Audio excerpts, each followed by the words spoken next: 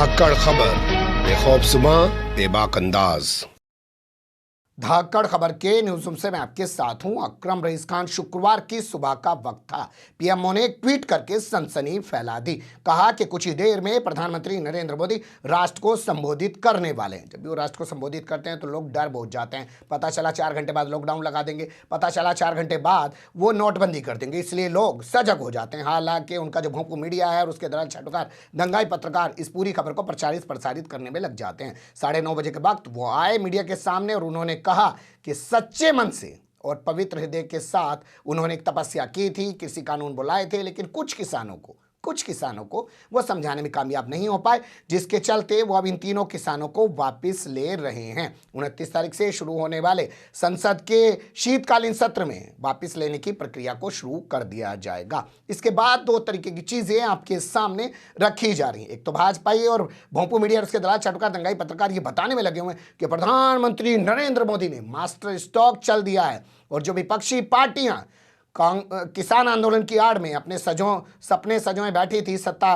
पर कब्जा करने की या सत्ता परिवर्तन का जो ख्वाब उन्होंने संजो रखा था, वो चकनाचूर कर दिया है प्रधानमंत्री नरेंद्र मोदी ने। इसके अलावा दूसरी चीज आपको बताई और दिखाई जा रही है कि वो डर गए हैं। 5 राज्यों में आप जानते हैं अगले साल चुनाव होने हैं, उनमें से उत्तर प्रदेश एक बड़ा राज्य है। इसके अलावा उत्तराखंड, पंजाब, मणिपुर और गोवा में भी चुनाव होने हैं। वहां पे इनको हार का डर सता रहा है, इसलिए इन्होंने आनन फानन में ना किसी से बात की, ना कुछ कहा और एक तरफा आकर, जैसे हमेशा वो टीवी पे बोलते हैं वैसा ही उन्होंने बोला और कृषि कानूनों की वापसी का ऐलान कर दिया। अब आप जानते हैं शुक्रवार को हमारी दुकान बंद रहती है। हम एक ऐसा चैनल हो सकते हैं मीडिया जगत में, जबकि मीडिया जगत में कोई छुट्टी नहीं होती है होली और 15 अगस्त के दिन के अलावा, लेकिन हम लोग हफ्ते में 1 दिन की छुट्टी रख लेते हैं। तो हम आपके सामने कुछ चीज़ें नहीं रख पाए, पर आज 4 पहलुओं में कुछ खास ऐसी चीजें आपके सामने रखने जा रहा हूं जो ना अभी तक आपने सुनी होंगी, ना देखी होंगी, और भोंपू मीडिया वाले तो आपको बताने वाले हैं ही नहीं। 3 कैरेक्टर के आसपास पूरी खबर को रखने की कोशिश करेंगे। एक नरेंद्र मोदी, दूसरे आदित्यनाथ योगी और तीसरे आरएसएस। जी हां, आरएसएस की क्या भूमिका है नरेंद्र मोदी ने जो ये कृषि कानून वापस लिए हैं, और इसमें आदित्यनाथ योगी की क्या भूमिका है, और नरेंद्र मोदी क्या सिर्फ अब चाबी का गुड्डा बन गए हैं कि चाबी भरी गई और उन्होंने उतना बोल दिया है, और उससे पहले वो क्या दिखने की कोशिश कर रहे थे कि वो सब कुछ खुद हैं और आरएसएस को भी खुद चलाते हैं। 4 पहलू हैं, चुन चुन के कुछ चीज़ें इकट्ठी की हैं, आपके सामने बारी बारी से रखने जा रहा हूं। अच्छी बुरी राय जो भी हो खबर देखने के बाद ज़रूर दीजिएगा। फिलहाल अभी चलते हैं खबर के पहले हिस्से की तरफ। सबसे पहले डर को लेकर बात कर लेते हैं, क्योंकि मीडिया यही बताने की कोशिश कर रहा है कि क्या वाकई उत्तर प्रदेश के चुनाव को लेकर भाजपा या आरएसएस डर गई है और उसी डर के चलते इन कृषि कानूनों को वापस लिया गया है। शुरुआत करते हैं हाल फिलहाल में हुए उत्तर प्रदेश में जिला पंचायत, ब्लॉक स्तरीय या प्रधानी पद के चुनाव को लेकर। 75 जिले हैं, तो 75 जिला पंचायतों में सबसे ज्यादा भाजपा की हार हुई है। यहां तक कि मथुरा, वाराणसी यानी कि काशी, बनारस जिसे आप कह सकते हैं, गोरखपुर, अयोध्या जैसी तमाम धार्मिक नगरियों में भी भारतीय जनता पार्टी को मुक्की खानी पड़ी है। उसकी कई जगहों पर तो जमानतें जब्त हुई हैं, लेकिन बावजूद उसके धन बल के दम पर, बाहुबल के दम पर, पुलिस और प्रशासन के दम पर 75 जिलों में से 67 जिलों में भारतीय जनता पार्टी ने अपने जिला पंचायत अध्यक्ष बनवा दिए। आप लोग जो गांव के ग्रामीण क्षेत्र के रहने वाले हैं सब जानते हैं कि ब्लॉक प्रमुख कैसे बनता है और जिला पंचायत अध्यक्ष कैसे बनता है, किसी से ढका छुपा नहीं है।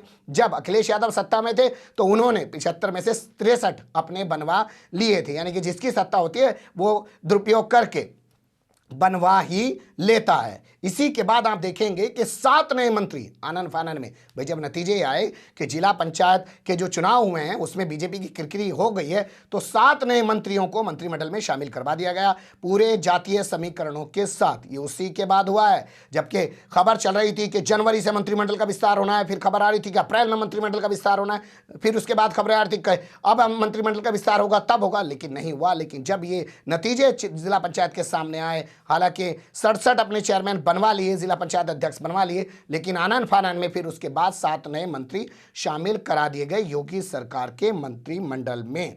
हाल ही में टाइम्स नाउ का एक ओपिनियन पोल आया जो मैं आपके सामने रख रहा हूं। वो बता रहा है कि बीजेपी 239 से 245 सीटें हासिल करेगी। बता दें आपको 2017 के चुनाव में बीजेपी को 312 अपने दम पर, सहयोगियों को मिला दे 325, यानी कि उस 325 312 में से घटकर बीजेपी आ रही है 239 से 245, ये टाइम्स नाउ कह रहा है। लेकिन एबीपी न्यूज कुछ और कह रहा है। एबीपी न्यूज ने कहा है कि नवंबर का जो ओपिनियन पोल है उसके मुताबिक बीजेपी को 213 से 221 सीटें मिल रही हैं। अक्टूबर में यही एबीपी न्यूज और सी वोटर कह रहा था कि 241 से 249 सीटें मिल रही हैं, यानी कि लगातार आंकड़ा घट रहा है। यकीन नहीं आ रहा तो सितंबर का हाल देख लीजिए, 259 से 267 सीटें मिलने का दावा एबीपी न्यूज सी वोटर के सर्वे में किया गया था। तो लगातार ग्राफ गिर रहा है, इसलिए भाजपा के माथे पर बल पड़ा हुआ डर वाजिब है। हाल ही में 14 राज्यों में चुनाव हुए हैं। 29 विधानसभा सीटों के जब नतीजे सामने आए, 3 लोकसभा सीटों के जब नतीजे सामने आए, तो भारतीय जनता पार्टी की कई सीटों पर जमानत जब्त हो गई। हिमाचल प्रदेश में तो भाजपा का खाता भी नहीं खुल पाया। और इसी के बाद आपने देखा होगा कि भागी भागी घबराई घबराई सी बीजेपी ने, या यूं कहे मोदी सरकार ने, पेट्रोल डीजल पर एक्साइज ड्यूटी कम कर दी और अपनी राज्य सरकारों से पेट्रोल डीजल पर वैट की टैक्स को कम करा दिया और तमाम फोकस उत्तर प्रदेश पर शुरू करा दिया। जैसे आज ही मैं आपके सामने जब ये खबर रिकॉर्ड कर रहा हूं तो डीजीपी और आईजीपी रैंक के जितने भी देश भर के 250 के करीब अधिकारी हैं, उसमें केंद्र शासित राज्य भी शामिल हैं, उन सब की जो 56वीं मीटिंग हो रही है, अधिवेशन हो रहा है, वो लखनऊ में आयोजित कराया जा रहा है। इससे पहले आपने देखा होगा कि वित्त मंत्री निर्मला सीतारमण जीएसटी की मीटिंग करने के लिए भी लखनऊ पहुंच गई थी। यानी पूरा फोकस उत्तर प्रदेश पर लगा दिया गया। यकीन नहीं आ रहा, ये खबर देखिए। राधा मोहन सिंह उत्तर प्रदेश में बीजेपी के प्रभारी हुआ करते हैं, लेकिन बावजूद उसके धर्मेंद्र प्रधान कृषि मंत्री पेट्रोल पे पैसे कम नहीं कर सकते हैं। वैक्सीनेशन हो रहा है, 35,000 करोड़ रुपए कहाँ से आएंगे? जब तक ये पेट्रोल मंत्री थे तो इसी तरीके के बयान देते थे। तो धर्मेंद्र प्रधान को बना दिया गया प्रभारी उत्तर प्रदेश का। राधा मोहन सिंह अब भी हैं, इनको हटाया नहीं गया, इनको बनाया गया है बूथ का प्रभारी। तो इसके अलावा इनको प्रभारी बना दिया गया। इनके अलावा जो है अनुराग ठाकुर, देश के गद्दारों को गोली मारो सालों को, उस नेता को भी कैबिनेट मंत्री बनाए जाने के बाद अनुराग ठाकुर को जो है बना दिया गया है सह प्रभारी। अर्जुन मेघवाल उनको भी सह प्रभारी बना दिया गया है। सरोज पांडे को भी सह प्रभारी बना दिया गया है। यानी कि पहले राधा मोहन प्रभारी, फिर उसके बाद धर्मेंद्र प्रधान, और तीनों लोगों को सह प्रभारी बना दिया गया। लेकिन लगता है इससे भी बीजेपी की तसल्ली नहीं हुई। कल की खबर है कि जेपी नड्डा को गोरखपुर और कानपुर के बूथ अध्यक्षों का जिम्मा सौंप दिया गया कि यहाँ के बूथ अध्यक्षों को आप देखोगे। इसके अलावा आप आगे देखेंगे इस पूरे मामले में तो राजनाथ सिंह को भी एक जिम्मेदारी दी गई है। राजनाथ सिंह को काशी और अवध की जिम्मेदारी दी गई है। अमित शाह को भी कुछ ठेका दिया गया है, भाई आप भी कुछ ठेकेदारी करो, कुछ काम करो। तो उनको ब्रज क्षेत्र और पश्चिम उत्तर प्रदेश का क्षेत्र सौंपा गया है। भाई यहीं पे तो 2013 के दंगे हुए थे और अमित शाह ने जाके कहा अपमान का बदला लेने का वक्त आ चुका है, अब यहाँ से हिंदू प्लान नहीं करेगा, हम यहाँ से कोई और प्लान करेगा। तो इनको जो है ब्रज और पश्चिम उत्तर प्रदेश की जिम्मेदारी दे दी गई है। तमाम चीज़ें दिखाती हैं कि हाँ वाकई बीजेपी में बौखलाहट है, डर है ये। लेकिन यही सब कुछ नहीं है, खबर के अगले हिस्से में भी देख लीजिए कुछ चीजों को। क्या बेबस हो गए हैं नरेंद्र मोदी, और वो भी आदित्यनाथ योगी के सामने, या आदित्यनाथ योगी को अब मिल गया है आरएसएस का सहारा? कुछ चीजों पर गौर कर लीजिए। 12 जनवरी 2021 की यह खबर मैं आपके सामने रख रहा हूं। गुजरात से केंद्र सरकार तक मोदी का साथ देने वाले आईएएस एके शर्मा रिजाइन कर देते हैं, वीआरएस ले लेते हैं। उसके बाद भाजपा की सदस्यता ग्रहण कर लेते हैं। चर्चाएं चलनी शुरू हो जाती हैं कि उनको प्रधानमंत्री नरेंद्र मोदी उत्तर प्रदेश के अंदर डिप्टी सीएम बनवाना चाहते हैं। उनको बंगला भी आदित्यनाथ योगी के बगल में, 5 कालिदास के बगल में 4 कालिदास दे दिया जाता है, एमएलसी बना दिया जाता है। लेकिन महीनों की मशक्कत के बाद उनको सिर्फ पार्टी का प्रदेश उपाध्यक्ष ही बनाया जाता है, उनको मंत्री नहीं बनाया जाता है। यानी कि नरेंद्र मोदी ने खूब घोड़े दौड़ाए, बंगला बगल में दिला दिया, एमएलसी बनवा दिया, अपने ऑफिस से रिजाइन करा दिया, लेकिन आदित्यनाथ योगी ने एके शर्मा को अपनी कैबिनेट में मंत्री नहीं बनाया। हाल फिलहाल में जो मंत्रिमंडल का विस्तार हुआ है उसमें भी नहीं बनाया, ये आप जानते हैं। तो ये साफ दिखा रहा है कि नरेंद्र मोदी जो है वो बेबस से नजर आ रहे आदित्यनाथ योगी के सामने। अगर आप सार्वजनिक तौर की चीज़ों को छोड़ दें तो आप सारी चीज़ों को समझ जाएंगे। तो इसके अलावा अगले अपडेट का अगर जिक्र करें तो वो ये हो सकता है कि 9 मार्च की ये खबर देखिए। 9 मार्च 2021 को उत्तराखंड में त्रिवेंद्र सिंह रावत को हटाकर तीरथ सिंह रावत को मुख्यमंत्री बना दिया गया। इसके बाद चर्चाएं चलने लगी कि उत्तर प्रदेश के अंदर भी आदित्यनाथ योगी को बदला जा सकता है। मोदी उससे नाराज चल रहे हैं और उनको पसंद नहीं कर रहे हैं। उनके अलावा किसी ऐसे व्यक्ति को बैठाया जा सकता है, या तो केशव प्रसाद मौर्य को या अपने किसी पिट्ठू को बैठाया जा सकता है, जिसके जरिए जैसे तमाम राज्यों में मनमानी कर रहे हैं वैसे ही उत्तर प्रदेश में भी मनमानी कर सकें। लेकिन यहां भी आदित्यनाथ योगी के सामने नरेंद्र मोदी की, अमित शाह की नहीं चल पाई। हालांकि नरेंद्र मोदी ने आदित्यनाथ योगी को अंडर एस्टिमेट करने के लिए 5 जून को जब उनका जन्मदिन होता है उस दिन उनको मुबारकबाद भी नहीं दी और उनसे दूरी भी बना के रखी कई सारे मामलों में। लेकिन फिर भी आदित्यनाथ योगी के तेवर ढीले नहीं हुए और वो अपनी चीज़ों पर अड़े रहे। इसलिए लोग कह रहे हैं कि सिर्फ ये आदित्यनाथ योगी की जिद नहीं है, आदित्यनाथ योगी के पीछे अब आरएसएस भी खड़ा हुआ है। कैसे आरएसएस खड़ा हुआ है आप आगे जाके देखेंगे, सारी चीजें आपके सामने क्लियर हो जाएंगी। हालांकि इसी बीच आपने देखा होगा कि कर्नाटक में मुख्यमंत्री बदल दिया गया, कुछ मंत्री बदल दिए गए। इसके अलावा गुजरात में तो मुख्यमंत्री ही नहीं पूरी कैबिनेट बदल दी गई। लेकिन उत्तर प्रदेश में जब मंत्रिमंडल विस्तार हुआ आपने देखा 53 मंत्री थे पहले, 7 नए बनाए गए, किसी 53 में से एक पुराने को भी नहीं हटाया जा सका। और नरेंद्र मोदी अपने चहेते पूर्व आईएएस AK शर्मा को मंत्री भी नहीं बनवा पाए, यानी कि आदित्यनाथ योगी के सामने पूरी तरह बेबस नजर आ रहे हैं। अगले हिस्से में चल लेते हैं, खबर के कुछ और चीजों पर गौर कर लेते हैं। क्या आरएसएस बढ़ा रहा है या बढ़वा रहा है आदित्यनाथ योगी का कद? आइए कुछ चीजों पर रोशनी डाल लेते हैं। जैसे पहली तस्वीर मैं आपके सामने रखूं तो सबसे पहले आपको यही समझना होगा कि आदित्यनाथ योगी किसका प्रोडक्ट है। तो यहां सीधे तौर पे आपको बता दें, आदित्यनाथ योगी आरएसएस का प्रोडक्ट नहीं है, आदित्यनाथ योगी हिंदू महासभा का प्रोडक्ट हैं। और वो जिस तरीके से 2017 में मुख्यमंत्री बने थे वो भी किसी से ढका छुपा नहीं है, अपने दम पर वो मुख्यमंत्री बने हैं, उन्होंने झंडा गाड़ दिया। वरना आप सोचिए, नाम तो चल रहा था केशव प्रसाद मौर्य का, नाम तो चल रहा था मनोज सिन्हा का, जो वर्तमान समय में LG बना के जम्मू कश्मीर में बैठा रखे हैं। लेकिन आदित्यनाथ योगी मुख्यमंत्री बन गए और उसके बाद से लगता है कि भगवाधारी आदित्यनाथ योगी जो एक साधु की भूमिका में है, पहले तो आरएसएस उनको पसंद नहीं कर रहा था, लेकिन बाद में वो आरएसएस के चहेते बन गए हैं, आरएसएस के मन में चढ़ गए हैं, क्योंकि वो एक सिर्फ नेता ही नहीं है, एक साधु भी हैं। और जिस तरीके के उनके बोल वचन है, जिस तरीके की भाषा का वो प्रयोग करते हैं, ठोको, मारो, डालो, काटो, भगा दो, ये कर दो, बुलडोजर चला दो, हिंदुत्व, मुस्लिम, कब्रिस्तान, पाकिस्तान, शमशान, ये तमाम चीज़ें वो रात दिन करते रहते हैं। तो इसलिए योगी जो हैं आरएसएस के अब मन चढ़ गए हैं और आरएसएस उनके पीछे खड़ा हुआ है और लगातार उनका कद बढ़ाने की कोशिशों में लगा हुआ है। यहाँ तक खबरें चल रही हैं कि नरेंद्र मोदी के बाद अगला देश का प्रधानमंत्री आदित्यनाथ योगी को बनाया जाएगा। ये भी आरएसएस की तरफ से निकल के आ रहा है। मोदी को नज़रअंदाज करते हुए अभी तक आदित्यनाथ योगी मुख्यमंत्री की सीट पर बने हुए हैं। यही नहीं, AK शर्मा को उन्होंने मंत्री नहीं बनाया, फिर भी वो सीट पर बने हुए हैं। इसके अलावा ये तमाम चीज़ें जो हैं निकल के आ रही हैं कि आदित्यनाथ योगी ये सब चीज़ें खुद नहीं कर रहे हैं, इनके पीछे जो है आरएसएस का हाथ है। अब आप इस तस्वीर को दूसरे तरीके से समझिए। वो नरेंद्र मोदी जो कल तक आदित्यनाथ योगी को जन्मदिन की मुबारकबाद नहीं दे रहे थे, वो अब जाके उत्तर प्रदेश में क्या कर रहे हैं, मोदी मोदी वो कर रहे हैं योगी योगी। और इसके अलावा अमित शाह को आपने देखा होगा, वो भी जाके लोगों से कह रहे हैं कि योगी की जीत होगी तभी मोदी की जीत होगी।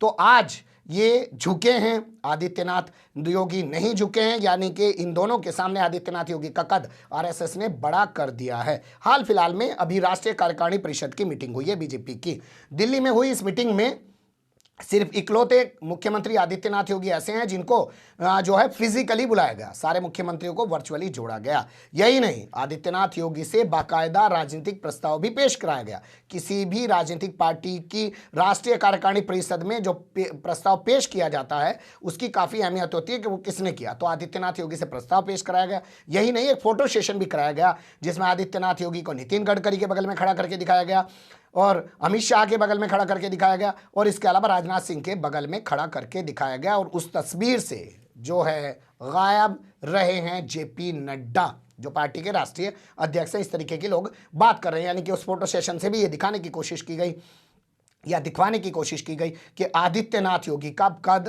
चाहता है आरएसएस बढ़ाया जा सके, वरना दूसरे मुख्यमंत्रियों को भी तो बुलाया जा सकता था। कोरोना की कोई ऐसी बात नहीं है, रोजाना तो दुनिया भर की लोग मीटिंग करते हैं, आदित्यनाथ योगी को ही क्यों बुलाया गया। इसके अलावा कुछ और चीज़ों पर गौर कर लीजिए। क्या सिर्फ उत्तर प्रदेश में ही आदित्यनाथ योगी को बढ़ावा दिया जा रहा है आरएसएस की तरफ से, या नरेंद्र मोदी के सामने और लोगों को भी खड़ा करने की कोशिश की जा रही है? कुछ चीजों पे रोशनी डाल लीजिए। जैसे एक नाम आपके सामने आएगा हेमंत बिस्वा शर्मा का। ये असम के मुख्यमंत्री हैं। आप देख लीजिए, जब ये चुनाव लड़ रहे हैं मुख्यमंत्री के तौर पर, और जब से मुख्यमंत्री बने इनसे किस तरीके के फैसले कराए जा रहे हैं। मदरसों को बंद करा रहे हैं, मीट की दुकानें धर्मस्थल के आसपास नहीं होंगी, और तमाम जो मुस्लिमों की बस्तियां वहाँ बुलडोजर चल रहा है, गोलियां चल रही हैं, उनको मारा जा रहा है। तमाम वो ऐसे कानून बना रहे हैं कि भैया जिनके पास 2 बच्चे से ज़्यादा होंगे उनको सरकारी नौकरी का, सरकारी सुविधाओं का फ़ायदा नहीं दिया जाएगा। यानी कि उनको भी उभारा जा रहा है एक हिंदुत्व के बड़े चेहरे के तौर पर, ताकि एक और उत्तर प्रदेश में आदित्यनाथ योगी को खड़ा किया जा सके, और दूसरी ओर जो है वो खड़ा किया जा सके हेमंत बिस्वा शर्मा को, क्योंकि नरेंद्र मोदी ने जो करने की कोशिश की थी उसको डाउन किया जा सके। 20 मार्च 2021 की खबर मैं आपके सामने रख रहा हूं। दत्तात्रेय हौस बोले, इनको सेकंड इन कमान बनाया गया आरएसएस के अंदर, और भैया जी जोशी को हटाया गया। बताते हैं, हौस बोले जो हैं नरेंद्र मोदी के आदमी हैं, और भैया जी जोशी जो हैं वो नरेंद्र मोदी की नहीं सुनते थे। बहुत ही प्लान्ड वे में, सुनियोजित ढंग से नरेंद्र मोदी ने भैया जी जोशी की छुट्टी कराई और दत्तात्रेय हौस बोले को आरएसएस के अंदर जो है सेट कराया, ताकि अपनी मनमानी आरएसएस के अंदर कर सकें। ये तमाम चीजें लगातार ऐसी उभर रही थी जिससे आरएसएस नरेंद्र मोदी के सामने बौना होता जा रहा था। लेकिन लगता है आरएसएस ने एक ही पटखनी में आदित्यनाथ योगी को सामने खड़ा करके, हेमंत बिस्वा को सामने खड़ा करके नरेंद्र मोदी को बता दिया है कि वो सर्वे सर्वा है। कैसे बताया है, देख लीजिए खबर के अगले हिस्से में। ये कहना कुछ गलत ना होगा कि योगी की इमेज को बचाने के लिए नरेंद्र मोदी से कृषि कानूनों को रद्द करवाया गया है, और वो भी आरएसएस के जरिए। यकीन नहीं आता, कुछ चीजें आपके सामने रख देता हूं। 22 नवंबर को एसकेएम संयुक्त किसान मोर्चा ने ऐलान किया कि हम लखनऊ कूच करेंगे, और जिस तरीके से हम दिल्ली की सीमाओं पर, गाजीपुर पर, टिकरी बॉर्डर पर और सिंघू बॉर्डर पर धरना प्रदर्शन कर रहे हैं, ठीक उसी तरीके से लखनऊ की सीमाओं पर धरना प्रदर्शन करेंगे। बस यहीं से आरएसएस के माथे पर लकीरें उभरना शुरू हो गई, क्योंकि मैं आपको पहले भी बता चुका हूं और फिर बता रहा हूं कि आदित्यनाथ योगी सिर्फ एक नेता नहीं है, मुख्यमंत्री नहीं है, वो एक साधु भी हैं। सोचिए, अगर एक साधु की पुलिस किसानों की हत्या कर दे, तो आरएसएस जो साधु की याद में खड़े होके हिंदुत्व के नाम पर अपनी एक जमीन तैयार करने की कोशिश कर रहा है, और उत्तर प्रदेश का चुनाव जीतने की कोशिश कर रहा है। और उत्तर प्रदेश का चुनाव भाजपा से ज्यादा आरएसएस के लिए इसलिए अहमियत रखता है क्योंकि यहीं से 2024 का लोकसभा का रास्ता जाता है। अगर 2022 में हार गए तो 2024 का रास्ता बंद हो जाएगा, और 2024 में आरएसएस को अपने 100 साल पूरा होने का जो जश्न मनाना है 2024 से लेकर 2025 तक, वो अगर केंद्र में सत्ता नहीं रहेगी तो उस ढंग से नहीं मना पाएगा। तो इसलिए उत्तर प्रदेश नरेंद्र मोदी से ज़्यादा आरएसएस के लिए अहमियत का हामिल बना हुआ है। तो ऐसे में किसानों ने कूच कर दिया लखनऊ, और आदित्यनाथ योगी की पुलिस ने कोई लाठीचार्ज कर दिया, कोई गोली चला दी, और कोई किसान मर गया, तो बड़ा बवाल खड़ा हो जाएगा। आरएसएस के सारे मंसूबे धरे रह जाएंगे, क्योंकि मनोहर लाल खट्टर नहीं है। मनोहर लाल खट्टर एक नेता है, मुख्यमंत्री हैं, भगवाधारी साधु नहीं है। ये शिवराज सिंह चौहान नहीं है जिन्होंने मंदसौर में गोली चलवा दी, किसान मर गए, कोई फर्क नहीं पड़ रहा आरएसएस को। लेकिन अगर एक भगवाधारी साधु जो मुख्यमंत्री भी हैं, उनके राज में अगर किसानों के साथ ऐसा कुछ हो गया तो आरएसएस को बड़ा खामियाजा उठाना पड़ेगा। लोग यही कह रहे हैं कि आदित्यनाथ योगी की इस इमेज को बचाने के लिए नरेंद्र मोदी को कहा गया कि वो फौरन कानूनों को रद्द कर दे, और नरेंद्र मोदी ने आनन फानन में इन कानूनों को रद्द कर दिया। यानी ये तमाम चीजें करके आरएसएस ने एक बार फिर से साबित करने की कोशिश की कि नरेंद्र मोदी आरएसएस को नहीं चला रहे हैं, अमित शाह आरएसएस को नहीं चला रहे हैं। आरएसएस ही नरेंद्र मोदी और अमित शाह जैसे लोगों को खड़ा करता है, और आरएसएस ही उनके सामने फिर विकल्प के तौर पर आदित्यनाथ योगी, हेमंत बिस्वा शर्मा और शिवराज सिंह चौहान जैसे लोगों को लाकर खड़ा कर देता है। इसको आप अगर थोड़ा और पीछे जाके समझेंगे, जैसे ही लाल कृष्ण आडवाणी ने जिन्ना के मजार पे जाके कहा कि जिन्ना तो धर्मनिरपेक्ष थे, वहीं से सबसे ज्यादा चिंता की लकीरें आरएसएस के माथे पर उभर गई। और आज आप देख सकते हैं क्या हैसियत रह गई है लाल कृष्ण आडवाणी की, और वहीं से शुरुआत हुई नरेंद्र मोदी की, क्योंकि उस वक्त गुजरात दंगे हो चुके थे 2002 में, और 2004 की बात है जब आडवाणी गए थे जिन्ना के मजार पर। वहीं से ब्रांडिंग करना शुरू कर दी गई, और आज नरेंद्र मोदी की ब्रांडिंग करके आज उनको यहां तक लाया गया है। लेकिन यहां तक आने के बाद नरेंद्र मोदी के दिमाग में शायद ये हो गया था कि वो आरएसएस से बड़े हैं। लोगों का ये कहना है कि उनसे सब करवा के और उत्तर प्रदेश में आदित्यनाथ योगी की इमेज को बचा के आरएसएस ने फिर से एक बार साबित करने की कोशिश की है कि हम सर्वे सर्वा हैं। आप सहमत हो असहमत हो, अपनी राय बेबाक ढंग से जरूर दीजिएगा। खबर को लाइक कर सकते हैं, चैनल को सब्सक्राइब कर सकते हैं और ज्यादा से ज्यादा हमारी खबरों को शेयर कर सकते हैं। फिर ऐसे ही किसी सुलगते हुए या उलझते मुद्दे लेकर मैं आपके सामने होऊंगा हाजिर। फिलहाल अभी मुझे दी इजाजत।